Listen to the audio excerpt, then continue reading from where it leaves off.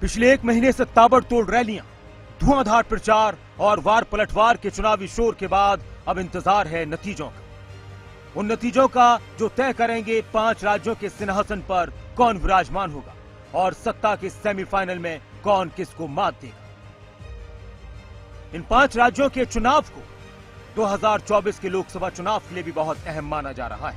लेकिन चुनाव के नतीजों से पहले अलग अलग एजेंसियों की तरफ से, चैनल्स की तरफ से एग्जिट पोल के जरिए अपना आकलन पेश किया जाता है। कई बार एग्जिट पोल सही साबित होते हैं तो कई बार गलत साबित होते हैं, लेकिन इस सब के बीच एग्जिट पोल चर्चा का विषय बने रहते हैं। राजस्थान, मध्य प्रदेश, छत्तीसगढ़, तेलंगाना और मिजोरम में किसकी सरकार, किसकी सत्ता आने वाली है, अलग अलग एजेंसियों के जरिए किस तरह के एग्जिट पोल किए गए हैं, ये भी आपको बताते हैं। सबसे पहले बात क्षेत्रफल के लिहाज से की जाए तो देश के सबसे बड़े राज्य राजस्थान की करते हैं। राजस्थान में विधानसभा की 199 सीटों के लिए 25 नवंबर को वोटिंग हुई थी। राजस्थान में इस बार बीजेपी और कांग्रेस में कांटे की टक्कर मानी जा रही है, क्योंकि हर 5 साल बाद राजस्थान की जनता सरकार बदलने की चाहत रखती है। अब सवाल यह है कि क्या इस बार भी ये रिवाज कायम रहने वाला है। आज तक और एक्सिस के एग्जिट पोल के मुताबिक राजस्थान में कांग्रेस को 86 से 106 सीटें मिल सकती हैं, वहीं बीजेपी को 80 से 100 सीटें मिलने का अनुमान है। बीएसपी को 0 और अदर पार्टीज को 9 से 18 सीटें मिल सकती हैं। टाइम्स नाउ ईटीजी के मुताबिक राजस्थान में कांग्रेस को 56 से 72 सीटें, बीजेपी को 108 से 128 सीटें और अदर्स को 13 से 21 सीटें मिल सकती हैं। वहीं बात इस चुनाव में सबसे ज्यादा विधानसभा सीटों वाले प्रदेश मध्य प्रदेश की जाए तो मध्य प्रदेश में कांग्रेस और बीजेपी की सीधी टक्कर है। मध्य प्रदेश में विधानसभा की 230 सीटों पर चुनाव हुए। रिपब्लिक और मैट्राइज के एग्जिट पोल के मुताबिक मध्य प्रदेश में कांग्रेस को 118 से 130 सीटें मिल सकती हैं, वहीं बीजेपी को 97 से 107 सीटें और अदर्स को 0 से 2 सीटें मिल सकती हैं। एग्जिट पोल के नतीजे इतने डाइवर्स हैं, उस पर कुछ कह ही नहीं सकते।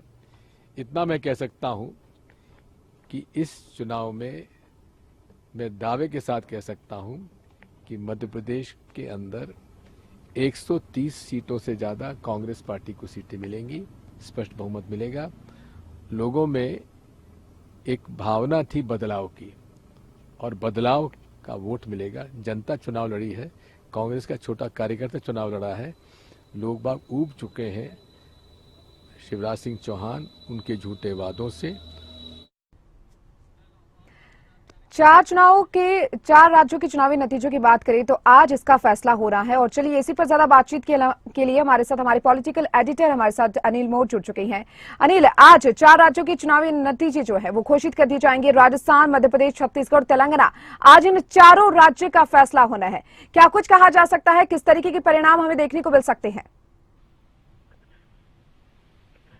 देखिए, बिल्कुल जो सत्ता का सेमीफाइनल है, क्योंकि जो आज 4 राज्यों का चुनाव परिणाम आना है, कहीं ना कहीं लोकसभा चुनाव की जो दिशा होगी वो काफी हद तक तय करेगा। अगर इन 4 राज्यों की बात करें, सबसे पहले दीपिका मैं राजस्थान की बात करूंगा। राजस्थान की राजनीति को भी आपने पास से देखा है। राजस्थान की बात करें, क्योंकि राजस्थान का जो रिवाज रहा है, इतिहास रहा है, हमेशा वहां पर सरकारें बदलती रही। एक बार बीजेपी, एक बार कांग्रेस, इस तरीके का राजस्थान का इतिहास था। इस बार कांग्रेस की कोशिश है कि राजस्थान का जो ये रिवाज है, इस रिवाज को बदला जाए। वहीं बीजेपी की कोशिश है कि हर हालत में राज वहां पर बदला जाए। इसी को देखते हुए दोनों पार्टियों की तरफ से पूरा जोर लगाया गया है। हालांकि जितने भी एग्जिट पोल आए हैं, एग्जिट पोल में कहीं ना कहीं बीजेपी को यहाँ पर बढ़त मिल रही है, लेकिन कहीं ना कहीं मुख्यमंत्री अशोक गहलोत भी बिल्कुल पूर्ण तौर पर आश्वस्त है कि राजस्थान में उनकी सरकार बनेगी और हर हालत में जो बहुमत का आंकड़ा है, क्योंकि जो 199 सीटों पर चुनाव हुआ है राजस्थान में, उसमें किस तरीके से किसको बहुमत मिलता है। हालांकि राजस्थान में ये भी पूरी संभावना लग रही है कि जो छोटी पार्टियां हैं या निर्दलीय उम्मीदवार, वो कहीं ना कहीं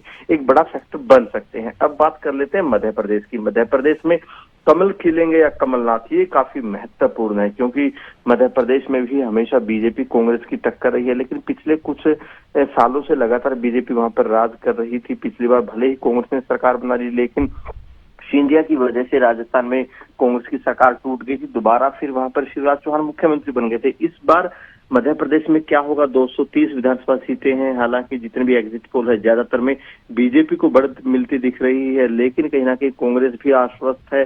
कमलनाथ हो मध्य प्रदेश में कांग्रेस के बड़े नेता हो, मुख्यमंत्री पद के दावेदार है। जो दूसरे बड़े नेता हो, वो मध्य प्रदेश को लेकर पूरे आश्वस्त है कि मध्य प्रदेश में उनकी सरकार बनेगी। छत्तीसगढ़ की बात करते हैं दीपिका।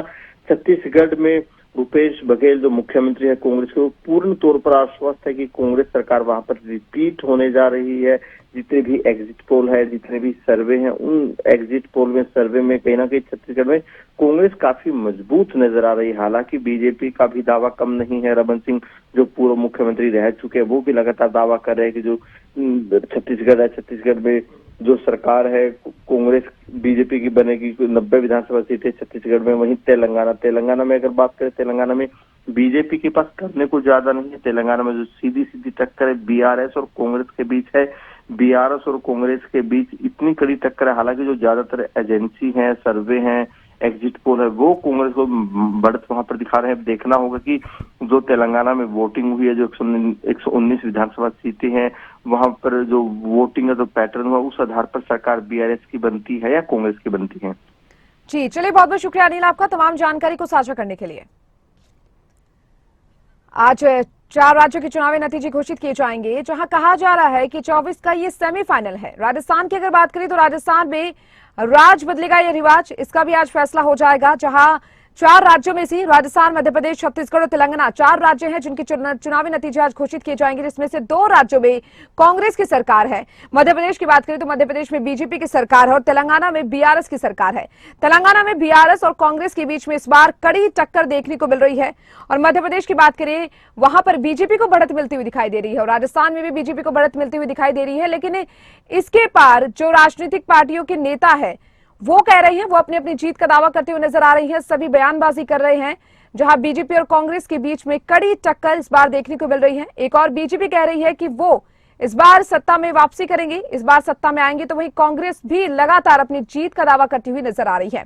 तो वहीं आज सुरक्षा की दृष्टि से बातचीत करें तो काफी पुख्ता इंतजाम यहां पर किए गए हैं, किसी तरह की कोई चूक ना हो, इसको लेकर काफी यहां पर इंतजाम किए गए हैं।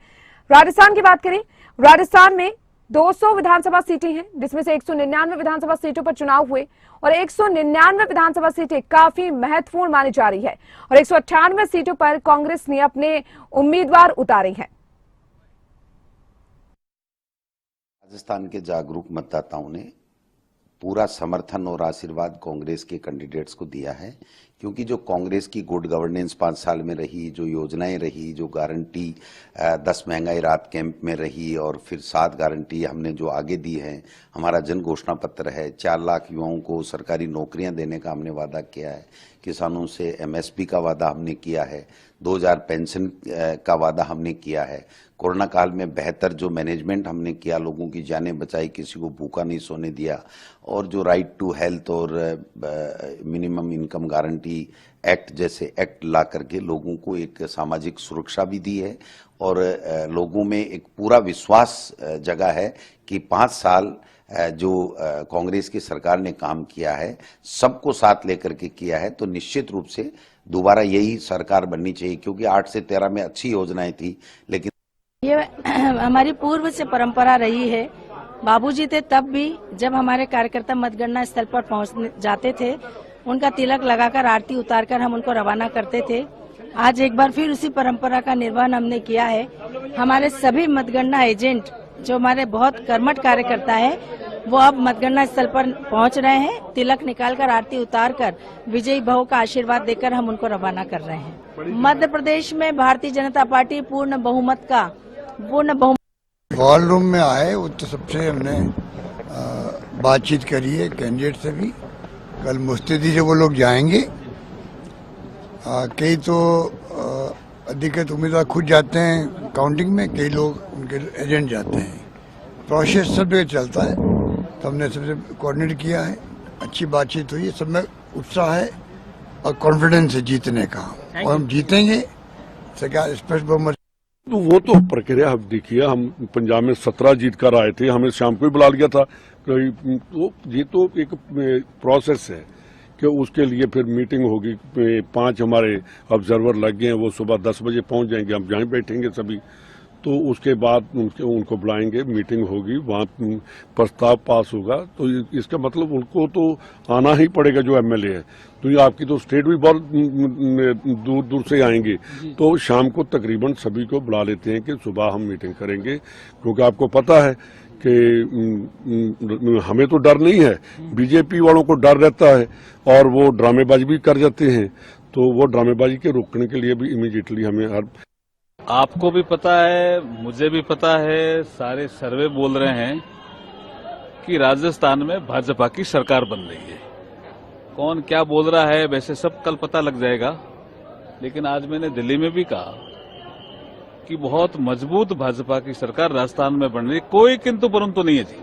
आपको that Congress party, the people of Telangana have decided for a change.